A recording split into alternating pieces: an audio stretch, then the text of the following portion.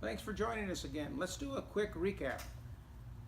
The cow dies because we eat the meat. The hide is left over, so we need to do something with it, so we make furniture and different products out of it. We have vegetable tan leather, hard, shoes, saddles, chaps. We have chrome tanned leather, soft and supple. We can take chrome tanned leather and we can dye it, vat dye it, tumbles around in the vat, any color we choose to dye it.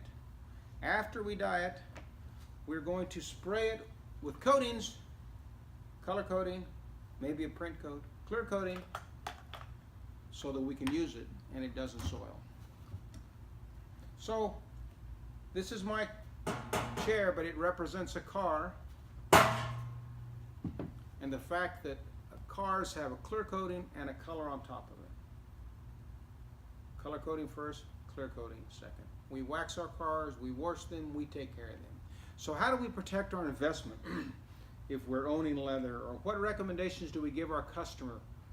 Because he's buying leather and he wants it to last for years, because it is an expensive investment and it can last for years.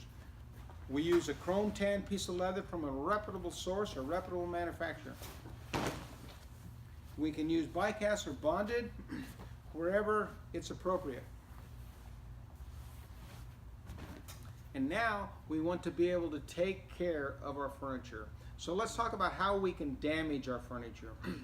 We can damage it cleaning it improperly, or we can damage it by not cleaning it at all.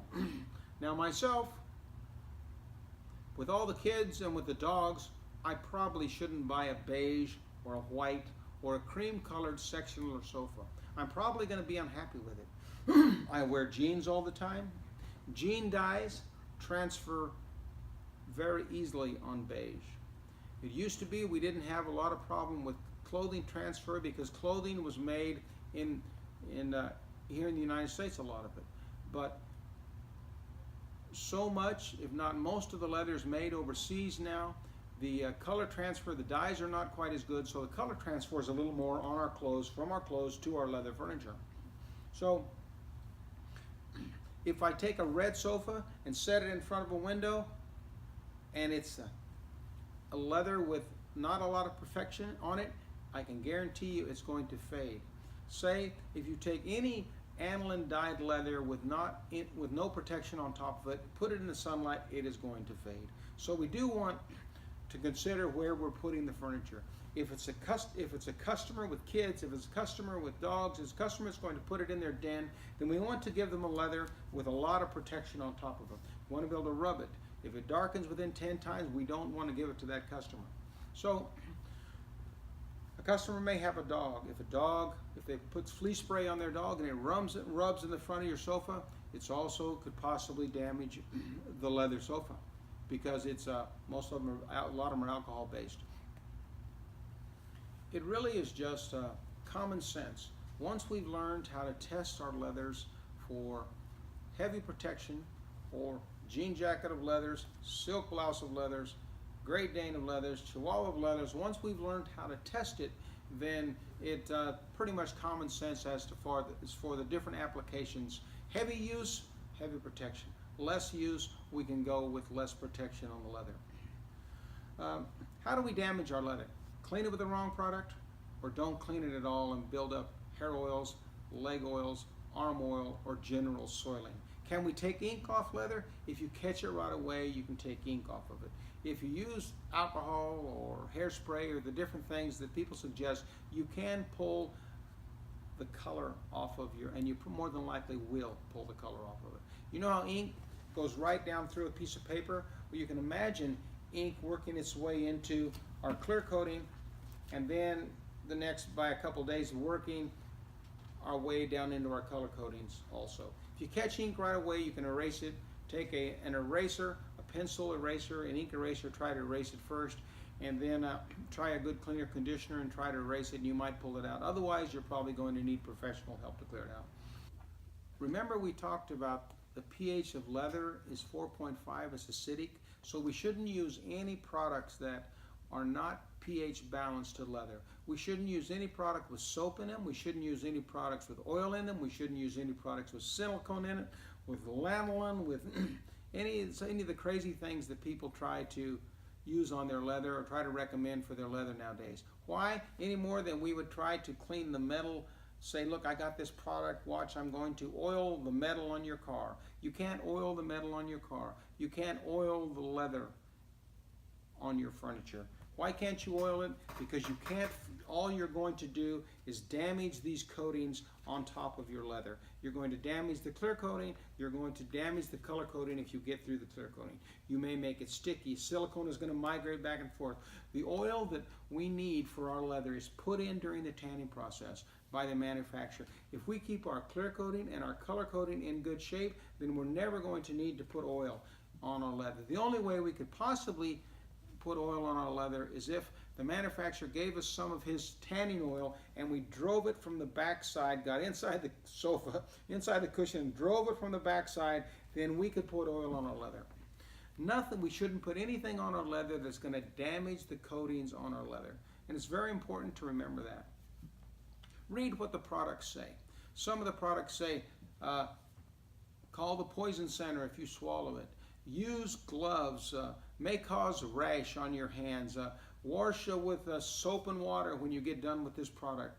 And those products are to be avoided. Read the labels. Make sure no matter what they say, they don't say they have. They don't say they have oil. They don't say they have soap. They don't say they have silicones. They don't say they have aloe veras. Things like this. It doesn't make sense to put those on top of the finish that's on your leather. Because we say we're taking care of our leather, but as we've learned today, we're actually taking care of our clear coats. Okay. So, can I clean an unfinished leather? Can I clean this leather? No, I can't clean this leather. It's an unfinished leather. To be able to clean leather, we need some kind of a coating on top of it from the manufacturer. So remember, just do the test. It's easy to do the test to find out whether your leather's clean, whether the leather is cleanable or not. Moisten your finger, rub it. If it does not darken up, then you're going to be able to clean it. If it darkens up, you're not going to be able to clean it. Now, what happens when we clean with the wrong product? If we clean with the product with soap, then what happens is we will get down in through the seams where the leather has, all leather has seams on our seat cushions. We'll get down into those seams with our soapy water, and we'll change our 4.5 to alkaline 9, 10, 11, and we can have damage in those seams. If we try to clean or condition our leather with oil, oil is going to leave our clear coating tacky. It's going to work on destroying our clear coatings.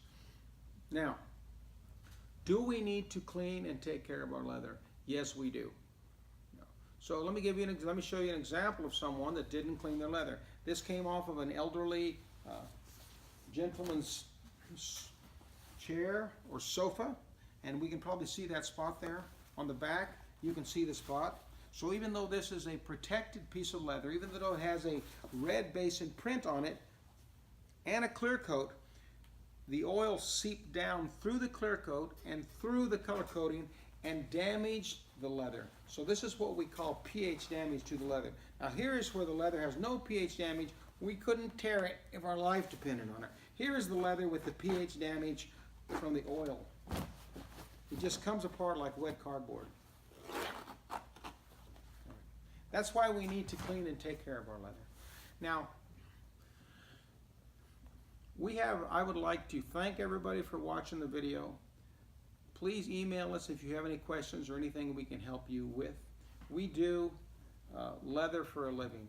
We maintain, we take care of, we re-dye. I'm sure there's very few problems that we haven't heard of. Although if you have a new one, it's always exciting and interesting to hear about a new problem. So anything we can help you with, please don't hesitate to give us a shout at the email address that we're going to put up here on this video right now. I would like to talk about a moment about a cleaner conditioner that we make. It's called Leather Only. We've been making it for about 15 years, maybe closer to 20. It started because as we went into customers' homes, they always had the same question: what do we take care of our furniture with? How do we clean it? How do we condition it? How do we protect it? So we ended up at the Department of Agriculture. From there, they sent us to the Smithsonian Institute, and from there, we've been working on this product since then. So it's a product that will clean our coatings without harming it. Because if you take a harsh product and you clean, I always say anybody can clean leather. Just take a harsh enough product and clean that clear coat off. Once you clean the clear coat off, it's going to look pretty clean, but you'll have cleaned all the soil and anything that may have been on top of your leather, you'll have cleaned it off along with the clear coat. So you want to use a product that doesn't clean the clear coat off along with the soil. So you can use a harsh product and it does that. So you have to stay away from these multi-purpose products that say they clean everything. You want a product that's going to clean without harming that clear coat. So we say clean without harming the leather, but we're really talking about cleaning without harming the clear coat. Now, we also learned that we can't put a product with oil because the oil is going to soften it. We can't put a product with silicones. We can't put a product with soap. So one thing that we've learned over the years that we clean with something called a surfactant. It's not soap, but it does a great job cleaning. So it cleans that clear coat without damaging the clear coat. We learned also we can't put oils in leather because oil can only be oil for leather, can only be oil from the back. If we oil our clear coating, we are damaging our clear coating again. So we're doing everything we can. If we want our piece of leather to last for years and give us years of good service, we have to keep this clear coating intact. So our cleaning conditioner protector actually adds a brand new clear coat to the leather. So it will supplement, add to, complement, increase, whatever you want to call it, the clear coat. At the same time, it will clean the clear coat without harming it. Now, because we can't put oils, we put what we call a feel modifier on it that allows us, that reduces the friction on this clear coat, that allows us to move a little easier over the top of it and not wear it like you might wear it in normal use. So it cleans, conditions, and protects. Why? Just for the simple reasons that we need to use a cleaner, conditioner, protector on furniture if we're going to use it. One of the questions that people always ask is, how often should I clean my furniture? The answer is, start cleaning it once a month. If your cloth comes away soiled, clean it more often. If your cloth comes away clean, clean it less often. So for elderly people that are going to sit and watch TV 12 hours a day, sit in their recliner, they're retired, then they need to clean it once a week. If they don't clean it once a week, then they're going to find that they're going to build up hair oil like the piece that I showed you, arm oil like the piece that I showed you, and it's going to rip apart and tear very easily, and they're going to be unhappy. If you'll clean, condition, and protect your leather, you're going to have a happy customer. If you'd like a sample of this, it's called Leather Only. We sell it around the United States, American Furniture Warehouse, Danish Inspirations. And I do know that many furniture companies today sell the warranty package. It helps with augment the sales folks' salaries, and that's understandable, considering that 20 years ago when folks would sell a sectional, it would be a $10,000 sectional, and everybody made money. Nowadays, the same sectional seems to be $2,500. So I know that things are tough out there. So maybe there are folks that buy the warranty, but if there are people that don't buy the warranty, your customers, and they'd like a good product, this is an extra product. It's very easy to use. Like I said, if you'd like more information about us, please give us a shout. If you can find a product that cleans, conditions, and protects without damaging your leather, then it's a great product, whether it's this or any other product. This product's very simple to use. Shake it well. Put a quarter size amount. You might want to come a little bit closer. Put a quarter size amount on your cloth and rub it till it disappears. It's that easy. Every time we use it, it's going to clean without damaging the leather. It's going to leave a feel modifier that allows us to slide back and forth across it and reduces the friction. And it's going to leave a clear coat every time you use it that is going to strengthen the manufacturer's original coating. There were quite a few things that I wasn't able to cover in this short video, but I sure appreciate everyone taking their time to watch this.